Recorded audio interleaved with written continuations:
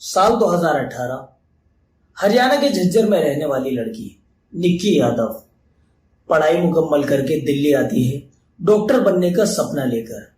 दिल्ली के उत्तम नगर में एक कमरा लेकर वहां रहना शुरू कर देती है और वहीं पास ही के एक कोचिंग सेंटर में उसने एडमिशन लिया और वहीं पर अपनी मेडिकल की स्टडी स्टार्ट कर देती है। निक्की के रूम से कोचिंग सेंटर थोड़ा फासले पर था, जिसके लिए उसे रोजाना बस का सहारा लेना पड़ता था। हर रोज निक्की यादव बस के जरिए से अपने कोचिंग सेंटर कोचिंग के लिए स्टडी के लिए जाया करती थी। एक रोज उसको बस में एक बंदा मिलता है, नाम था साहिल गहलोत। अब दोनों लोगों में जब डिस्कशन होता है तो निक्की बता देती है कि मैं मेडिकल स्टूडेंट हूँ, तो साहिल भी बताता है कि मैं भी एसएससी की पढ़ाई कर रहा हूँ, यहाँ पर उसकी तैयारी कर रहा हूँ और मुझे रोजाना कोचिंग सेंटर जाना होता है, तो मैं इसी बस का सहारा लेता हूँ। दोनों लोगों में खूब बात होती है, फिर अपने अपने मुकाम पर पहुंच जाते हैं। अब इन दोनों लोगों को कोचिंग सेंटर जाना होता था, तो सेम बस से आना जाना इनका शुरू हो जाता है। आपस में दोस्ती हो जाती है और ये दोस्ती इतने परवान चढ़ती है कि प्यार में बदल जाती है। इन दोनों ही लोगों को अपनी स्टडी के बाद में एग्जाम्स का टाइम आ जाता है, उसको क्रैक करना होता है, लेकिन ये उसको क्रैक नहीं कर पाते। अब निक्की यादव उसको भी आगे पढ़ाई कंटिन्यू रखनी थी और इधर साहिल गहलोत, क्योंकि वो घर से तो काफी पैसे वाला था, लेकिन घर वालों का दबाव था कि तुम पढ़ाई करो, तो साहिल गहलोत को भी अपनी पढ़ाई को कंटिन्यू करना था।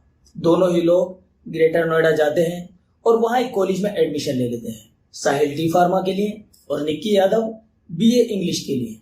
दोनों लोग एडमिशन लेने के बाद में फैसला करते हैं कि इन दोनों लोगों को एक साथ रहने के लिए एक कमरा लेना होगा, क्योंकि इन लोगों की जो दोस्ती है वो प्यार में बदल चुकी थी। ये दोनों लोग ग्रेटर नोएडा में एक कमरा ले लेते हैं और फिर वहां पर लिव इन में रहना शुरू कर देते हैं। ये दोनों ही लोग पढ़ाई के साथ साथ घूमने फिरने में भी कोई कमी नहीं छोड़ते। मनाली, ऋषिकेश, हरिद्वार, देहरादून सभी जगहों पर घूम फिर कर आते हैं। दोनों ही लोग अच्छी बॉन्डिंग के साथ में अपने रिश्तों को निभा रहे थे, सब कुछ ठीक चल रहा था। अब इसी दौरान कोरोना का टाइम आ जाता है। कोरोना जब पूरे देश में लॉकडाउन लग जाता है, दोनों के ही माता पिता अपने बच्चों को घरों पर बुला लेते हैं। ये दोनों लोग अपने अपने घर पर चले जाते हैं। इधर धीरे धीरे करके लॉकडाउन भी खत्म हो जाता है। धीरे धीरे देश पटरी पर आ रहा था। साहिल और निक्की दोनों ही लोग ग्रेटर नोएडा के लिए वापस रवाना हो जाते हैं और वहां जाकर वापस से फिर लिव इन में रहना शुरू कर देते हैं। अब ये दोनों लोग जब लॉकडाउन के बाद में दोबारा मिलते हैं तो दोनों लोगों में बॉन्डिंग बहुत ज्यादा हो चुकी थी, क्योंकि अब इनका रिश्ता चलते हुए तकरीबन 3 से 4 साल हो चुके थे। दोनों लोग फैसला करते हैं कि इन्हें शादी कर लेनी चाहिए।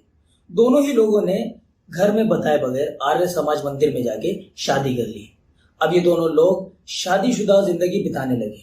इसके बाद निक्की यादव को अपने घर जाना होता है और साहिल अपने घर चला जाता है।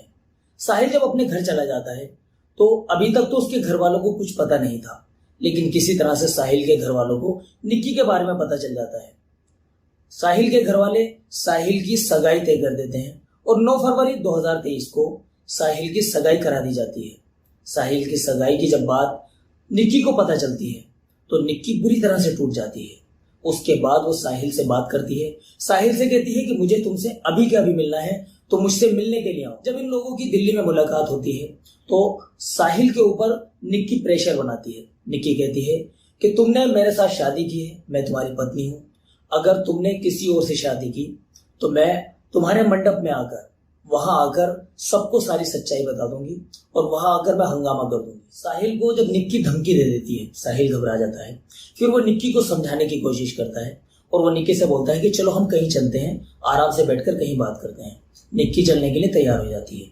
अब ये दोनों ही लोग कार में सवार हो जाते हैं और कहीं जाने के लिए, किसी सफर के लिए निकल जाते हैं। अब ये लोग कश्मीरी गेट ही पहुंचे थे कि वहां पर दोनों ही लोग में किसी बात पर झगड़ा हो जाता है। साहिल और निक्की कार से बाहर निकलते हैं और वहां झगड़ने लगते हैं। इसके बाद निक्की बोलती है कि जो हमारी शादी हुई है, इसको अगर तुमने अपने परिवार वालों को नहीं बताया तो मैं सबके सामने बात खोल दूंगी और तुम्हारी शादी होने नहीं दूंगी। साहिल को बहुत बुरी तरह से गुस्सा आ जाता है। वो कार के अंदर जाता है, वहां से मोबाइल की डेटा केबल निकाल कर लाता है। उस डेटा केबल से निक्की का गला घोट देता है। निक्की वहीं पर दम तोड़ देती है। उसके बाद में निक्की को फ्रंट सीट पर बिठाता है और सीट बेल्ट लगा देता है, ताकि कोई देखने वाला ये समझे कि साथ वाली जो लड़की है वो सो रही है, और फिर ये ड्राइव करना शुरू कर देता है। अब हालांकि इसने निक्की को मार तो दिया था, लेकिन अब बहुत ज्यादा घबरा जाता है। मन ही मन में पछताने लगता है कि ये मैंने क्या कर दिया, और अपने आप को कोसने पीटने लगता है। उसके बाद अब ये बहुत ज्यादा परेशान हो जाता है कि अब मैं करूं तो क्या करूं, क्योंकि जिस दिन ये निकी से मिलने के लिए आया था अगले ही दिन इसकी शादी थी। अब ये बहुत ज्यादा परेशान हो जाता है। जब इसके समझ में कोई बात नहीं आती है तो अपने पिता को पूरी बात समझाने के लिए, पूरी बात बताने के लिए कॉल करता है। उसके बाद अपने पिता को सारी बात बता देता है। इसके पिता बहुत ज्यादा गुस्सा होते हैं, बहुत ज्यादा इसके ऊपर गर्म हो जाते हैं कि तुझे पता है कि कल तेरी शादी है और तूने आज ऐसा कांड कर दिया। अब इधर साहिल के पिता काफी ठीक ठाक पोजीशन पर थे, ठीक ठाक पैसे वाले थे। साहिल के नाम से एक ढाबा भी चलता था। साहिल के पिता कहते हैं कि इस लड़की को तू अपनी कार में डालकर और तू अपने ढाबे लेकर पहुंच, इधर से हम लोग भी पहुंचते हैं। इधर से साहिल ढाबे पर पहुंच जाता है। उधर से साहिल के पिता, साहिल के 2 कजिन और उसके कुछ दोस्त, ये सब लोग साहिल के पिता के साथ एक कार से ढाबे पर पहुंच जाते हैं। ये सब लोग आपस में मिलजुल कर ढाबे के अंदर निक्की को लेकर चले जाते हैं। अब ये ढाबा जो है, ढाबा फिलहाल बंद था। ढाबे में कोई भी वर्कर वगैरह कोई भी नहीं था, बिल्कुल बंद था, क्योंकि आने वाले कल में साहिल की शादी होने वाली थी। तो जितने भी ढाबे में काम करने वाले वर्कर थे, जितने भी हेल्पर थे, सभी लोग उधर शादी की तैयारियों में लगे हुए थे। अब ये लोग निक्की की बॉडी को फ्रिज में छुपाने की कोशिश करते हैं, क्योंकि अगले दिन शादी थी। इन लोगों का मानना था कि अगर अभी हम किसी काम में लग जाते हैं, उलझ जाते हैं, तो उधर शादी का भी प्रोग्राम है। अब ये जब फ्रिज में रखते हैं तो इनके ढाबे में एक ब्लू कलर की फ्रिज थी। फ्रिज बहुत ज्यादा बड़ी नहीं थी, तो ये निक्की को उसके अंदर रखना चाहते हैं, लेकिन निक्की उसके अंदर आती नहीं है। फ्रिज का साइज छोटा था। अब ये लोग निक्की के 2 टुकड़े कर देते हैं। 2 टुकड़े करके फ्रिज के अंदर रखते हैं और उसके बाद में ये ढाबे से निकलकर और पहुंच जाते हैं अपनी शादी में। शादी खूब धूमधाम से शादी हो जाती है। शादी होने के बाद में, उसके बाद में ये लोग फैसला करते हैं निक्की की लाश को जो है ठिकाने पर लगाया जाए, क्योंकि अब शादी से फारिग होने के बाद में इनका जो ढाबे का स्टाफ था वो भी रिटर्न होने वाला था ढाबे में। तो इन लोगों ने ये फैसला किया कि ढाबे में इससे पहले कि स्टाफ पहुंचे, उससे पहले ही हम लोगों को उसकी डेड बॉडी को कहीं ठिकाने पर लगा देना चाहिए। अब क्योंकि निक्की जो अब साहिल से मिलने के लिए आई थी, तो वो घर वालों से क्लास का बहाना लेकर वो साहिल से मिलने आई थी। निक्की जब घर से बाहर जाती थी तो अपने पेरेंट्स को अक्सर कॉल करती रहा करती थी, लेकिन यहाँ 3 दिन गुजर चुके थे। इन 3 दिनों में निक्की से कोई कांटेक्ट ही नहीं हुआ। घर वाले बहुत परेशान हो जाते हैं। अब वो निक्की से बात करने की बहुत कोशिश करते हैं, लेकिन निक्की से अभी तक उनकी कोई बात नहीं हो पाती।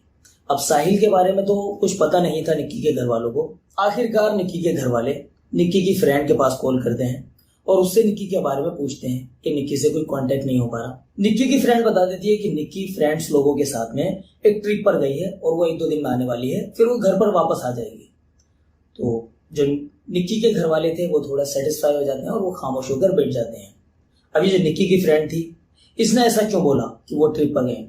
क्योंकि जब ये साहिल और निक्की जब ये कार में थे तो साहिल निक्की से बोलता है कि तुम अपनी किसी फ्रेंड को बोल दो कि हम लोग ट्रिप पर गए हैं और हम जल्दी आ जाएंगे, और अगर तुम्हारे घर वालों की अगर कॉल आए तुम्हारी फ्रेंड के पास तो वो बता देगी कि वो फ्रेंड्स लोगों के साथ में गई है, जिससे कि तुम्हारे पेरेंट्स जो है वो घबराएंगे नहीं, परेशान नहीं होंगे, और हम लोग भी एक लंबी ट्रिप पर चल रहे हैं। तो निक्की साहिल की बातों में आके अपनी फ्रेंड को ये बात बता देती है। अब जब निक्की के घर वाले निक्की की फ्रेंड को कॉल करते हैं तो वो फ्रेंड वही बात बता देती है जो निक्की ने अपनी फ्रेंड को बताई थी। अब इधर निक्की का मर्डर हो चुका था। वहां घर वाले बिल्कुल मुतमईन बैठे थे, लेकिन कई दिन गुजर जाने के बाद में किसी तरह से कोई मुखबरी कर देता है, पुलिस को इत्तला देता है कि एक लड़का है साहिल गहलोत नाम का, उस लड़के ने एक लड़की का जो है मर्डर कर दिया है, और उसने उस लड़की की जो डेड बॉडी है वो अपने होटल में लाके, यानी अपने ढाबे में लाकर और उसको छुपा दिया है। जब ये खबर पुलिस को मिलती है तो पुलिस साहिल के ढाबे में जाती है। ढाबे में जाकर छानबीन करती है, उनको वो डेड बॉडी नहीं मिलती, क्योंकि इन लोगों ने जिस फ्रिज में उस डेड बॉडी को रखा था वो फ्रिज भी इन लोगों ने एक जगह पर छुपा दी थी। आखिरकार थोड़ी सी कोशिश करने के बाद में पुलिस को वो डेड बॉडी मिल जाती है। डेड बॉडी बरामद करने के बाद में पुलिस साहिल के घर जाती है। वहां देखते हैं कि साहिल के घर पर कोई था ही नहीं। सभी लोग मंदिर में पूजा करने के लिए गए थे, क्योंकि साहिल की शादी को अभी 4 दिन ही गुजरे थे। पुलिस मंदिर जाती है, वहां से साहिल को गिरफ्तार कर लेती है। जब पुलिस पूछताछ कर रही थी तो साहिल इधर उधर की बातें करके पुलिस को गुमराह करना शुरू कर देता है, लेकिन जब पुलिस ने अपना रवैया सख्त किया तो पुलिस की सख्ती के सामने साहिल टूट जाता है। फिर सारी बातें खुलकर बिल्कुल पुलिस को बता देता है। उसके बाद में वो बताता है कि किस तरह से निक्की और साहिल दोनों ही लोग लिव इन में रह रहे थे। तकरीबन 4 साल से उन लोगों का रिलेशन था और वो लोग शादीशुदा हो चुके थे। उन लोगों ने आर्य समाज मंदिर में जाके अपने माता पिता को बताए बगैर ही शादी कर ली थी। लेकिन यहाँ साहिल के माता पिता, क्योंकि वो बहुत ज्यादा स्ट्रिक्ट थे, तो साहिल उनसे बहुत ज्यादा घबराता था, बहुत ज्यादा डरता था, तो उनके गुस्से का सामना नहीं कर सकता था। अब जब साहिल के माता पिता को साहिल और निक्की के बारे में पता चलता है तो वो लोग साहिल का रिश्ता कहीं और तय कर देते हैं और साहिल की शादी करा देते हैं। उसके बाद साहिल बताता है कि निक्की को जब ये बात पता चली तो वो बहुत ज्यादा नाराज हो गई थी, उसने मुझे मिलने को बुलाया। अब ये घटना गुजरने के बाद में निक्की के माता पिता को जब ये खबर मिलती है तो वो भी वहां पहुंचते हैं। उसके बाद वो पुलिस को बताते हैं कि मुझे इसके बारे में आज सुबह ही पता चला।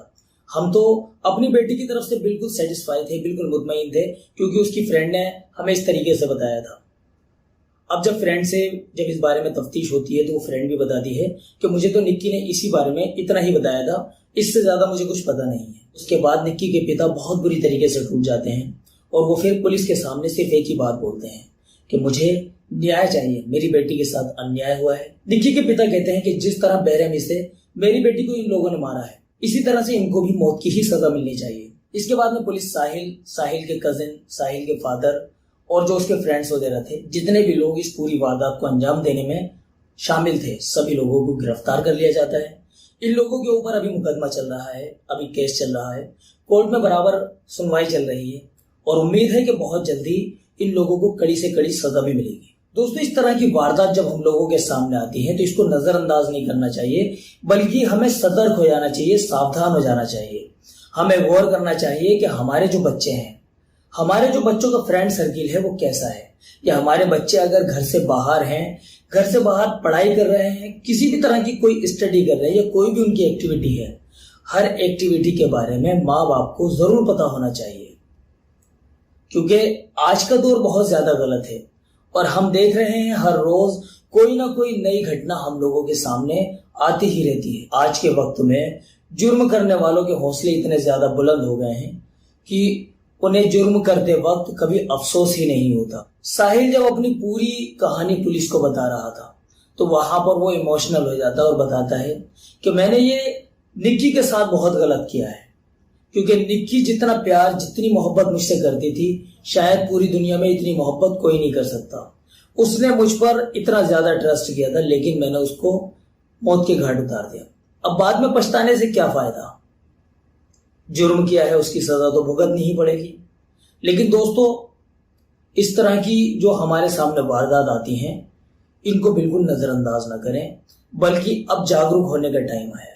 दोस्तों, हमारे चैनल पर इसी तरह की सच्ची स्टोरी, सच्ची कहानी आपको बताई जाती है, जिससे कि समाज में जागरूकता फैलाई जा सके।